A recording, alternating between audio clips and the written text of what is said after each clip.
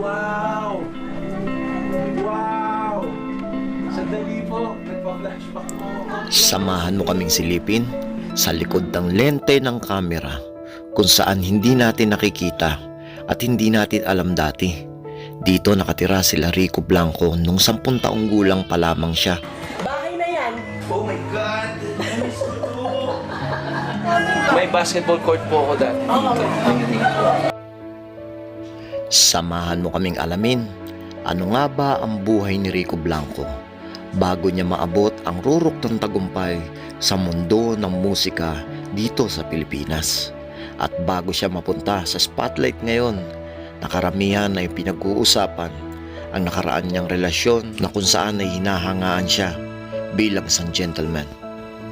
Stay tuned, samahan mo kaming pag-usapan natin ngayon sa podcast kung sino nga ba at ano ang mga naging experience ni Rico bago napunta sa mundo ng showbiz at musika sa Pilipinas.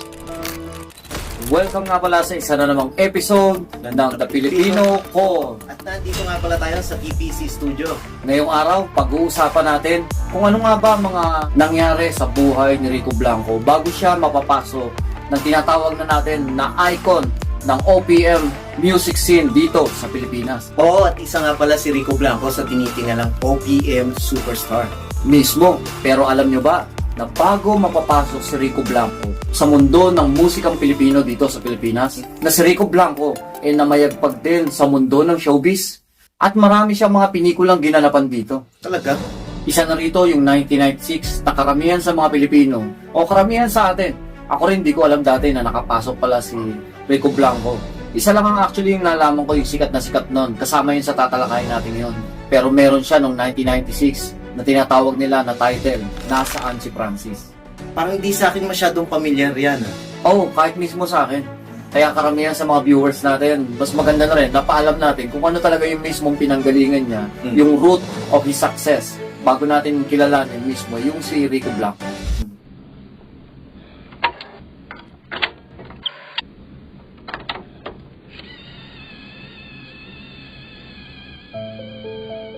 And of course, nasundan pa yan. Meron pa ritong cinema title na Segunda Mano.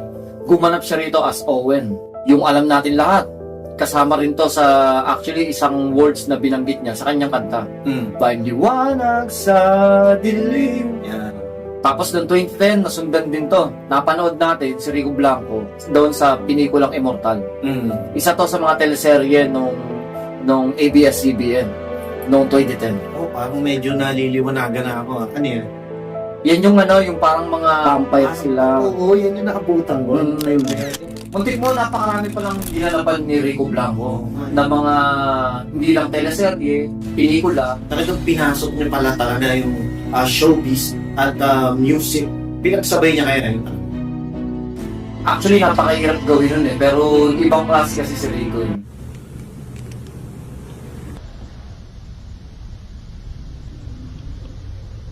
Speaking of pagiging kilala sa music industry, eto ang kakaiba. Hindi pa natin nalalaman to. Si Rico Blanco pala ay pumasok sa mundo ng politics. Oh, ibig sabihin, bukod sa pagiging artista, pero well-known siya actually sa mundo ng music. OPM. Given na yun Nobel Ring nagulat na nga tayo actually na napapasok siya doon sa mundo ng pelikula, teleserye, tsaka yung sinasabi natin na iba't ibang klase niyang ginanapan na eksena sa mundo ng mainstream pagdating sa acting industry. Pero ngayon, pinasok din pala ni Rico Blanco yung pagiging politician. Yes, Paano? sir. Nung younger days niya pala, naging SK chairman siya sa San Pedro Laguna. Oh, ibig sabihin, iba't ibang klase pala talaga mga pinasok nito ni Rico Blanco, no? Bago siya nakilala doon sa musika. Pero bago siya mapapasok doon sa mundo ng iba't ibang klase, actually, nagugulat nga ako sa mga lumalapag sa table natin ngayon. By the way, para nga pala sa mga viewers natin, patuloy po tayo na maglalapag at magtatalakayan dito. Walang iba kundi sa TPC Studio. And of course, para sa mga bago lamang na nakapanood o nakatutok dito sa ating channel, huwag po sana natin kalimutan mag-subscribe or mag-follow para updated ka sa lahat ng mga bago nating talakayan. Dahil pinagsusumikapan natin na maglapag dito sa ating lamesa. Dahil nandito ka sa channel na kapag hindi ka na-entertain, siguradong dinaya.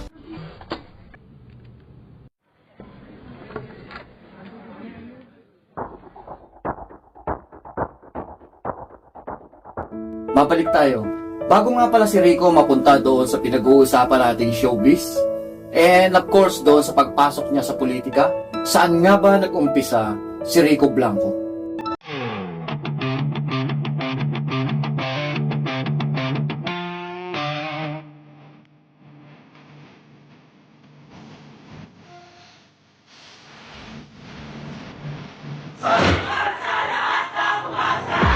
Si Rico Blanco, isa nga pala siyang singer, songwriter, at multi-instrumentalist.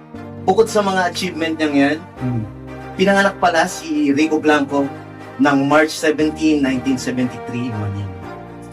Pisang nabuhay yung magbibigay sa atin ng napakaraming tala pagdating sa mundo ng showbiz, hindi lamang sa pag-acting, hindi lamang sa pagpasok sa mundo ng politika. Bagamat hindi humaba yung kanyang karera doon sa mundo ng politika, pero at least tumatak at meron siyang naisulat sa legacy ng kanyang pangalan. Yes, And of course, kilala siya ngayon, well-known artist pagdating sa mundo na OPM o sa music scene ng Pilipinas. Pero alam ba natin na nag-umpisa si Rico Blanco pala sa pamamagitan ng audition na nadinig niya sa radyo? Talaga? Oo, naganap to noong 1994. Naghahanap ng rhythm guitarist at keyboardist, of course, si Nathan Asarcon. Si Nathan Asarcon, yung parang may kapasidad sa kanila ng mga panahon na yun. Dahil ng mga panahon na yun, parang mas may kaya si Nathan Asarcon. Based doon sa podcast na nadinig ko, parang mas may kaya compare doon sa ibang member ng River Maya that time. At talaga may access siya sa mga gamit, recording stuff. Literal na siya yung may music studio that time. Based to doon sa napanood natin na podcast dati.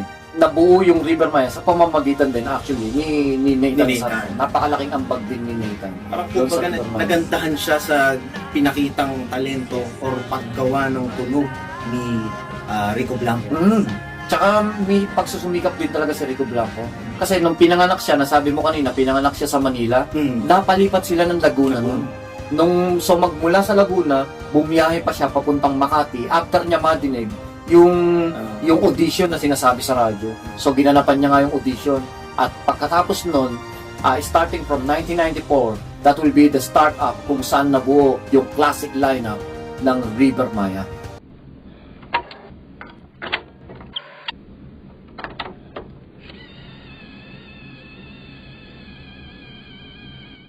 Pinangungunahan nga pala to ni Nathan Asarcon, Bilang bassist siya rito. Perp De Castro, Si Perp De Castro bilang lead guitarist nila to, no? Mark Escueta, Bilang drummer siya dito. Bambu Manyala, Si Bambu Manyala, pinaka-lead vocalist nila. Well known, kilala natin lahat. at pinakamamahal natin at pinag-uusapan na si Rico Blanco. Isang pinakawalan niyang palaso, dalawa tinamaan. He's actually having a big potential pagdating sa music dahil hindi lang isa, kundi dalawang posisyon yung hinawakan niya bilang keyboardist and backup vocalist. Mabilis nga pala nakilala sila talaga ng mga 90s. Kasapay nilang e-hits tsaka parokya nun, di ba? Oo, yung mga panahon na yan. Yan talaga yung kasagsaga ng mga OPM. Yan yung mga panahon ng 90s kung saan yung banda talagang pasok na pasok sa scene. Kasi ngayon, nahahaluan na tayo ng rap scene. Kaya yung panahon na hindi na rin nagtagal, noong 1994, hindi na rin pumatak in the next following years, nilabas na nga nila yung kanilang kauna-unang album na debut, self-named, na walang iba kundi River Maya na din. Pinasikat nila rito yung mga kantang Narinig ko talaga, Ulan, 214, Awit ng Kabataan, at Bring Me Down. yan yung mga sikat ng mga unang album nila yun. Pamilya Yun yung nabitawan nilang mga magaganda. After nga ng mahabang panahon na sumikat sila, nakapagpaputok sila ng maraming kanta. Yun na nga yung mga Bring Me Down, 214, Break Bass, yan doon sa kanilang album na self-named as a River Maya noong 1994. Siyempre, ilang mga taon pa yung lumipas. Hindi naman ilalabas yung lahat ng mga kanta na yun ng sunod-sunod. Lumalabas yung mga kanta na yun month by month. Of course, pagkakalipas ng isang kanta, lalabas ulit. So maraming mga sumikat na mga kanta noon sa pamamagitan ng River Maya. May isang issue ngayon na lumabas sa hindi natin alam na kadahilanan. Dahil sikat na sikat ang River Maya ng panahon na yun, 90s. During 90s, dahil unang album pa lang nila. First release ng kanilang album, talagang nag-boom. Kung ako tatanungin dyan sa issue yan, para sa akin, alam naman siguro natin talagang may hindi sila pagkakaintindihan eh. Which is normal. Talagang normal. Although, kahit na super sikat or mga superstar dati sa Amerika or sa mga iba-iba pang lugar, like the Beatles, talagang naghihiwalay talaga kahit anong sikat or kahit anong boom. Kaya tingin ko, siguro may hindi sila pagkakaintindihan ng mga time na yun. First reason na dyan, of course, yung discipline. Sa discipline ng grupo, nagkakaroon sila ng hindi pagkakasunduan. Kasi ano yan, may differences sa bawat isa. Siyempre, pag nag-collide yung 5 differences na nagmula doon sa magkakaibang membro ng grupo, pag nag-collide yun sa isa, medyo nagkakaroon ng spark yan. Iba-iba rin kasi ng katangian, galing at talento ang isang tao. Kung ipapagsama natin yun, siguro medyo ganyan. Pero if I were Perp de Castro that time, kung hindi rin lang nagkaroon ng reason talaga, ng mabigat-bigat na reason regarding about River Maya, kung hindi, isa sa mga kagrupo nila, hindi ako para umalis eh.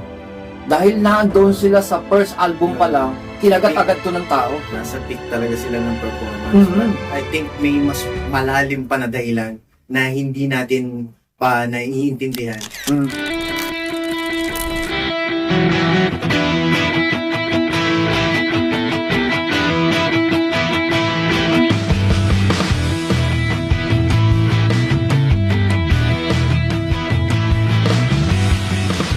And once again, para sa mga viewers nga pala natin, ano kayong alam tungkol sa rason kung bakit kailangang umalis ni Perp de Castro during their peak, during their prime ng kanilang pangalan sa industriya ng music? Please comment down below para maintindihan din ng iba pa natin mga viewers kung ano yung reason kung bakit kinakailangan umalis ni Perp de Castro sa kanilang grupo. At balita ko nga, naggawa pa sila ng album. At tingin ko, revenge yun para kay Perp de Castro. Which is not really sure kung ito talaga yung para revenge nila, no? Kasi parang nadinig ko lang to para bigyan patunay yung sinabi mo, yung statement mo. Para bigyan patunay yung statement mo na parang nadinig ko na this album is actually one of the revenge album. Dahil sa pagkakaalis ni Perp de Castro. Yun nga, parang big impact din kasi at alam naman natin kailangan talaga ng River Maya at isa sa mga nagpapatakbo ng River Maya si Perp de Castro. Mismo. Napakahalagang tao. Mismo. At yung album na yon named Trip. Oh, parang medyo related nga, no? Kasi parang ang feeling kasi nila based sa nadinig ko na isa sa mga podcast na parang feeling kasi nila na napagtripan sila eh. Kasi ganun yung mga terminolohiya ng araw eh, di ba? Pag may nagawa kang hindi masyadong maganda na mapapasok yun sa category ng napagtripan na to.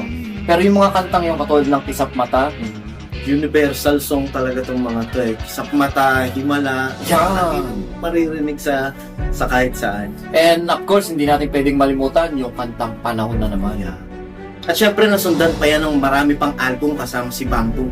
At ito nga, nakilala na natin yung kantang LC, Hinahanap-hanap kita, at Panahon na naman. Ibig sabihin, napakalaki pa ng eksenang hinawakan nila yung throne ng pagiging music OPM icon din sa Pilipinas, no? Bukod sa napakarami nating mga artists, since napapag-usapan nga natin ngayon yung River Maya, included Rico Blanco, na napakalawak din ng panahon na pinanghawakan nila na sila ay isang icon dito sa Pilipinas pagdating sa OPM scene. Siyempre, mga legendaries natin ng talagang River Maya. Dahil muntik mo, paglalabas nila ng kanilang mga kanta, sigurado mag-hit dun. Isa yan sa magpapatungkol na sila ay talaga namang multi-talented personality. Bukod sa pagiging showbiz ni Rico Blanco, napasok tayo doon sa pagiging politics. At ngayon, pinag-uusapan o tinatalakay na natin ngayon yung kanilang well-known na comportability kung saan sila talagang tunay na tumatak at nakilala.